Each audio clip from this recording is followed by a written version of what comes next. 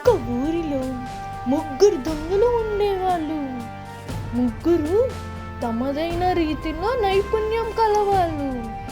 తాళాలు తెరవడంలో ఒకడు నైపుణ్యుడు, రెండోవాడు ఫోర్జరీలో నైపుణ్యుడు, మరియు మూడోవాడు అతను కత్తి తిప్పడంలో నైపుణ్యం కలిగిన వాడు.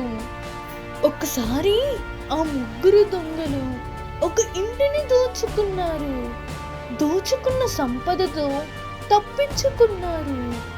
భారీ నిఘా కారణంగా నగలు, విలువైన రాళ్లను అమ్మలేకపోయారు. వారు దొంగతనం చేసిన సంపదను దట్టమైన పొదల మధ్యలో గొయ్య తీసి సంపదను దాచిపెట్టారు. వాళ్ళకి గుర్తుగా మల్లె మొక్కను పాతిపెట్టారు. పొదలలో పాతిపెట్టి తిరిగి వస్తున్నప్పుడు వారికి ఆకలి వేసింది. వారిలో ఎవరైనా ఒకరు పట్టణానికి వెళ్ళి ఏదైనా తినడానికి తీసుకుని రావాలని నిర్ణయించుకున్నారు. వారిలో ఒకరు పట్టణానికి బయలుదేరారు. తరువాత మిగతా ఇద్దరి మధ్య తీవ్రంగా చర్చ మొదలైంది.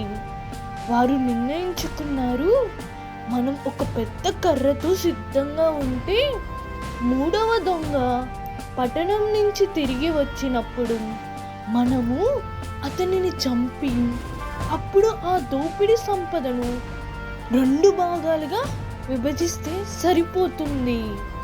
ఇంతలో పట్టణానికి వెళ్ళిన వాడు, నేను ఆహారంలో కొంత విషం కలిపితే మిగతా ఇద్దరు విషపూరిత ఆహారం తిని చనిపోతారు. అప్పుడు దొంగతనం చేసిన సొమ్ము మొత్తం నాదే అని అనుకున్నాడు. ఆహారంలో విషం కలిపి ఇతరులకు తీసుకెళ్ళాడు. అతను తిరిగి వచ్చినప్పుడు మిగతా ఇద్దరు పెద్ద కర్రలతో సిద్ధంగా ఉన్నారు. వారు అతనిని కొట్టి చంపేశారు. ఇప్పుడు ఆ మూడో వ్యక్తి తెచ్చిన భోజనాన్ని ఈ ఇద్దరు తిని చనిపోయారు. ఈ కథ వల్ల మనకు తెలిసిన నీతి ఏమనగా, మీరు నాటిన విత్తనం మీరే అనుభవిస్తారు.